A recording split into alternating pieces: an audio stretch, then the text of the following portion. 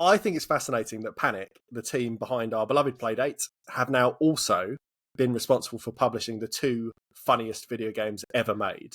That is the wonderful Untitled Goose Game by House, and the very, very recent, we're talking a week ago, hit Thank Goodness You're Here, as you've just alluded to, by the team Cole's Supper. It's so good. I played through Thank Goodness You're Here in 2 short sessions this week. I absolutely loved it. We had a conversation very recently about how exactly you make a funny game. And I think it's interesting that within Panic's quite small publishing catalogue, they've supported the development of Goose Game, like I said, with its slapstick, active kind of rack 'em up and knock 'em down punchlines, but also now, thank goodness, is much more direct script and sight gag-based comedy, because they're essentially the only 2 routes you have for making a game funny. Yeah. You know, the only other one is just things happen accidentally and we laugh at what's gone on the screen, which is completely unscripted, but you could apply to Dark Souls sometimes. You know, you could apply to co-op games when kind of things go wrong between you and you're trying to organise some sort of raid or whatever. But these 2 kind of routes are about all you can do if you're trying to write jokes for a game. For my comedy taste, I don't think any game has made me laugh as hard with scripted intentionality as Thank Goodness You're Here. Yeah. It's very, very us. It is. Really, really, really us. So the setup, you're a little yellow chap. You are sent to the English town, the fictional town, I can add, of Barnsworth to meet with the mayor. And you are faced with an indeterminate wait in the mayor's office. So you wander outside and then get basically infinitely drawn into helping the residents of the town with odd jobs. You can jump with one button, you can slap with another. That's it. There's no other input. The game unfolds like a very soft point and click adventure, mostly linear. It's got no inventory management or item puzzles. You're just traversing the town, solving problems, and then bouncing from one very strange vignette to the next. And it is very, very, very, very funny. And it's also, and this is the big caveat I'm dragging in here, it is very, very, very, very British in a way that I think might make international travel very, very, very, very difficult.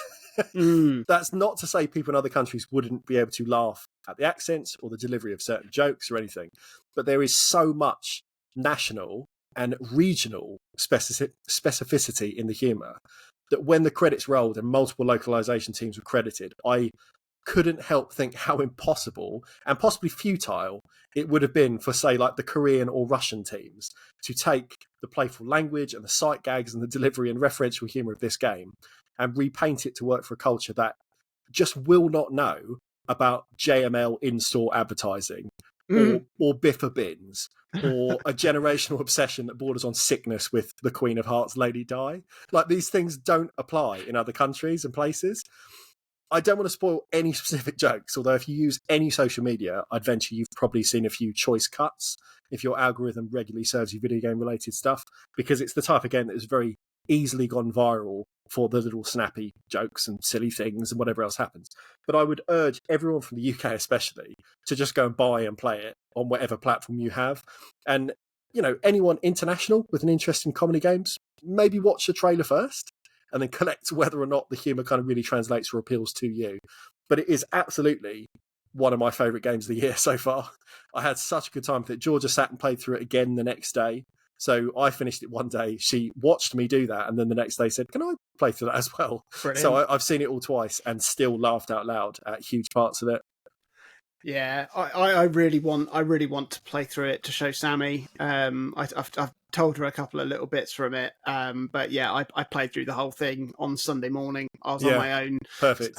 Sammy was away with Nora for the weekend, and it is the funniest game I've played. I think it's more successful than Goose Game for me, because I think the gameplay doesn't rely as much on trial and error like Goose Game does, where it's still great fun, that game. But yeah, I just had a fantastic time throughout this. It is like, as soon as I saw the game starts, and like how most games start, it will show you the little save icon and it'll be like, don't turn off the game when you see this icon, it's saving.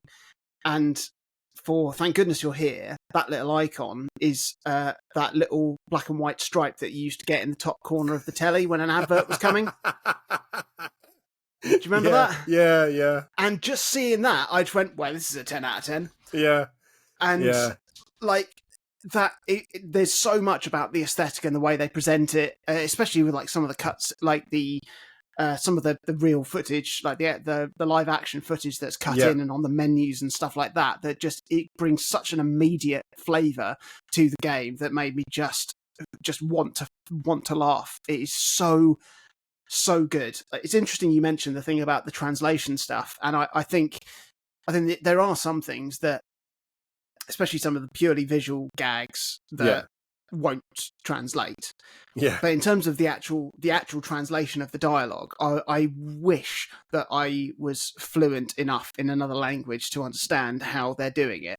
Yeah. Because, like, from my experience, certainly passively seeing how Sammy's interpreted stuff into sign language, like, so much cultural awareness is taken into consideration when translating. And when, especially if she's done, like, she translated she was interpreting a panto, and she had to translate everything before, obviously, to translate everything into BSL before then sort of performing it. And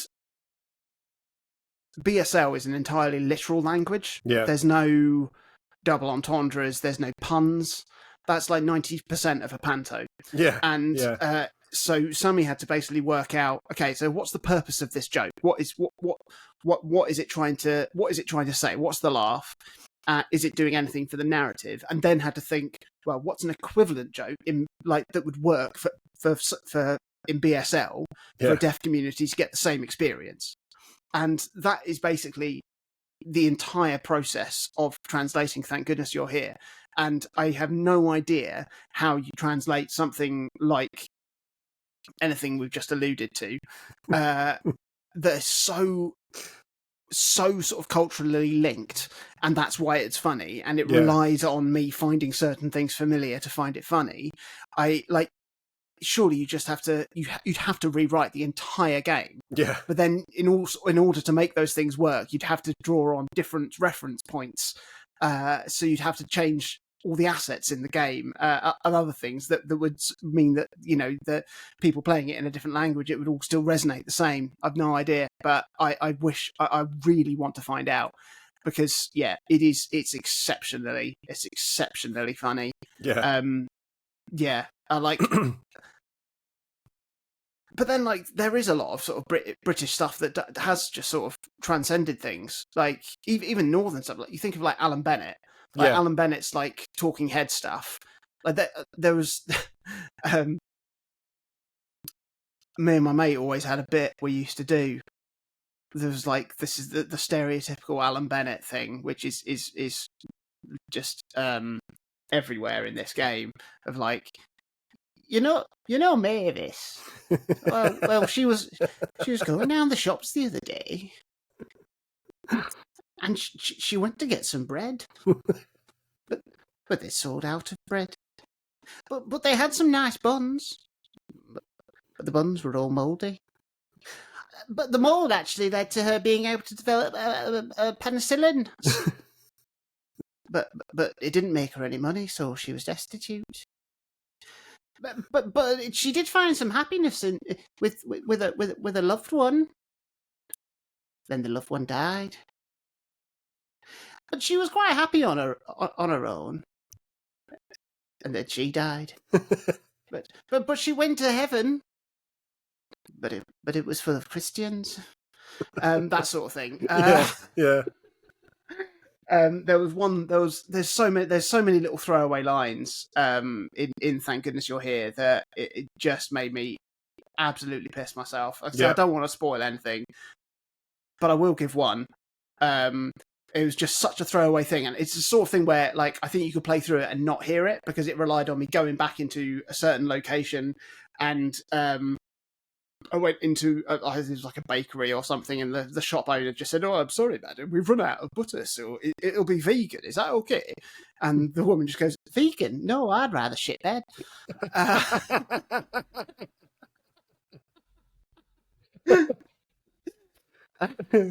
So good. It's so good. The one that I will spoil comes in the first, like, 10 seconds of the game.